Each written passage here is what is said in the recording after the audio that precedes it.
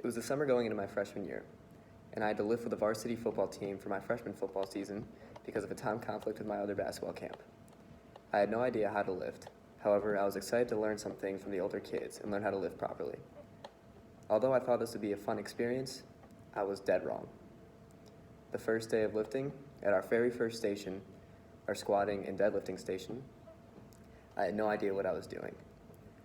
I had absolutely no idea what form I needed to use for our squats and deadlifts, and I wasn't breathing properly.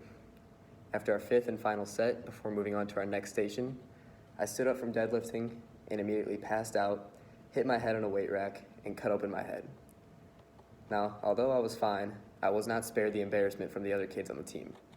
However, if I knew the proper form to deadlifting, I would have saved myself from this embarrassment and also prevented some pretty stupid injuries.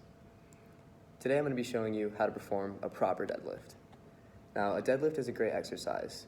Not only do the skills that you learn in deadlift translate to other lifts that you could use in your future, it is also a very beneficial lift that can help you promote growth in many other muscle groups across your body.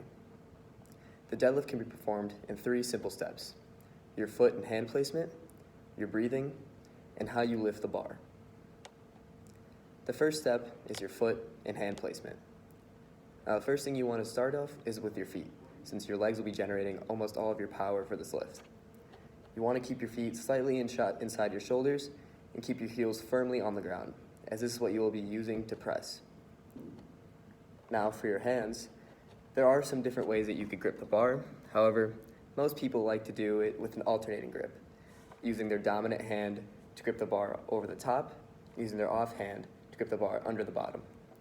This helps improve your forearm strength and get a better grip on the bar. However, it's basically up to whoever you are and what your preference is.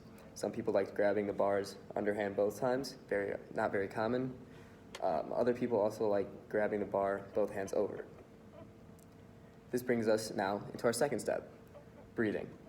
As I mentioned before, breathing is often overlooked, but very crucial part to your lift, since without oxygen, you don't function too well. And in my case, I passed out.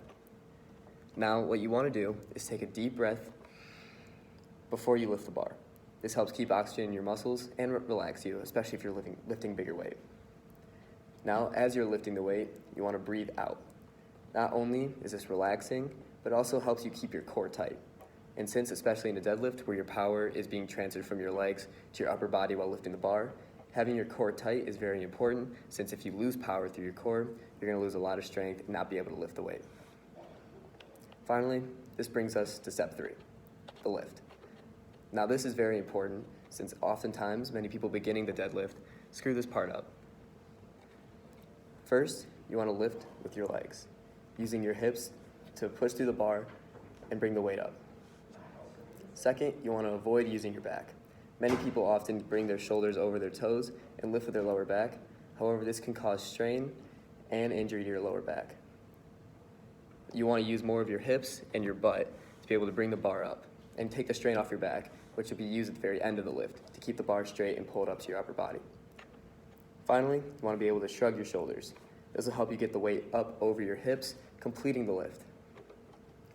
In conclusion, the deadlift can be performed in 3 simple steps: how you place your hands and your feet on the ground and on the bar, your breathing technique and keeping your core tight, and finally, lifting with your legs, avoiding straining your back, and shrugging your shoulders and your back at the end.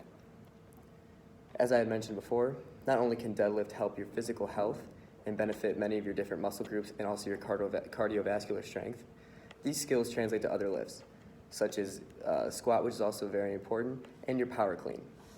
Now, these 3 lifts, if done right, can benefit you greatly and improve your health. Thank you.